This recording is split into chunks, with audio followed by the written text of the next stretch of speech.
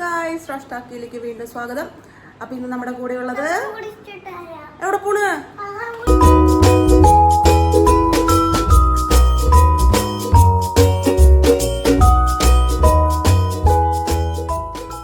Hello guys റോഷ്ടാക്കിയിലേക്ക് സ്വാഗതം. ഇന്ന് എന്റെ കൂടെ ഉള്ളത് സിയാന ബേബി. ഇന്നലെ ഒരൊറ്റ വീഡിയോ കൊണ്ട് കൂട്ടുകാർക്കിടയിൽ താരമായ സിയാന ഇന്ന് എന്റെ ഒപ്പം ഉണ്ട്. ഉള്ള കാര്യമായി തന്നെ പറയാം, സബ്സ്ക്രൈബ് ചെയ്യാൻ മറക്കരുത്, സൈഡിലുള്ള ബെല്ലൈക്കൻ ക്ലിക്ക് ചെയ്യുക. അപ്പൊ ഞാൻ പിന്നെ ഇടുന്ന വീഡിയോസിന്റെ ഒക്കെ നോട്ടിഫിക്കേഷൻ നിങ്ങൾക്ക് കിട്ടും. അപ്പൊ അടിച്ചു പൊളിക്കാൻ നമുക്ക്.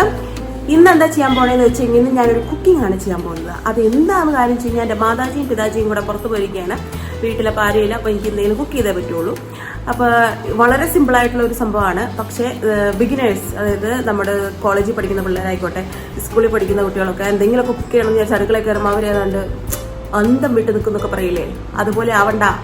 വളരെ സിമ്പിളാണ് സംഭവം. അപ്പോൾ എൻ്റെ കുക്കിംഗ് കാണുക, അതിലുള്ള ടിപ്സും സീക്രട്സും ഒക്കെ ഞാൻ റിവീൽ ചെയ്യുന്നതായിരിക്കും എന്ന്. അപ്പം എല്ലാം പറഞ്ഞ പോലെ ഓക്കെ. ഇന്ന് നമ്മൾ അമരപ്പയർ കൊണ്ടാണ് മെഴുക്കുവരട്ടി ഉണ്ടാക്കാൻ പോകുന്നത്. ഈ മെഴുക്കുവരട്ടിക്ക് എടുക്കുന്ന സെയിം ഇൻഗ്രീഡിയൻസ് ആണ് മറ്റേത് പച്ചക്കറിക്കും നമ്മൾ എടുക്കുക. അതാണ് ഫസ്റ്റ് സ്റ്റോപ്പ് സീക്രട്ട്. ഓക്കെ, കുറച്ച് സബോള നല്ല കുനുകുന അരിയുക. അതിനുശേഷം കുറച്ച് വെളുത്തുള്ളി എടുത്ത് അത് ചതച്ചാണ് ഞാൻ എടുക്കുന്നത്. നിങ്ങളുടെ കയ്യിൽ ഈ അരക്കല്ല്, ഇങ്ങനത്തെ ഒരു കല്ല് ഇല്ലെങ്കിൽ അരിയുക, കുഞ്ഞു കുഞ്ഞായിട്ട് അരിയുക.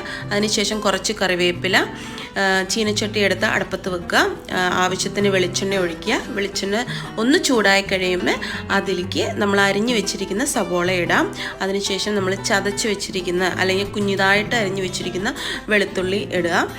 പിന്നെ കറിവേപ്പില, അതെല്ലാം കൂടെ നന്നായിട്ട് വഴറ്റുക. ഒന്ന് വഴണ്ട് ആ വെളുത്തുള്ളിയുടെ മണമൊക്കെ കിട്ടിക്കഴിഞ്ഞ് കഴിയുമ്പോൾ അതിനകത്തേക്ക് ഒരു 1-1.5 ടീസ്പൂൺ മുളക് പൊടിയും 1/2 ടീസ്പൂൺ മഞ്ഞൾപ്പൊടിയും ആവശ്യത്തിന് ഉപ്പും ചേർത്ത് നന്നായിട്ട് വഴറ്റണം. ഈ വഴറ്റുകയെന്ന് ഞാൻ ഉദ്ദേശിച്ചത് എന്താണെന്ന് വെച്ച് കഴിഞ്ഞാൽ, നമ്മൾ ആ ചെയ്തുകൊണ്ടിരിക്കുന്ന എണ്ണയിൽ നിന്ന് ഒരു തരി എടുത്ത് ഒന്ന് ടേസ്റ്റ് ചെയ്ത് നോക്കുക. അപ്പോൾ നമുക്ക് മനസ്സിലാവും. അപ്പം നിങ്ങൾക്ക് ആ എരിവ് മുന്നിൽ നിൽക്കുന്നില്ല എന്നുണ്ടെങ്കിൽ അതിനർത്ഥം അത് പാകമായി, അത് ആവശ്യത്തിന് മൂത്തിട്ടുണ്ട് എന്നാണ്. അത് കഴിഞ്ഞ് നമ്മൾ അരിഞ്ഞു വെച്ചിരിക്കുന്ന അമരപ്പയർ ഇതിനകത്തേക്ക് ഇട്ടു നന്നായിട്ട് മിക്സ് ചെയ്യാം.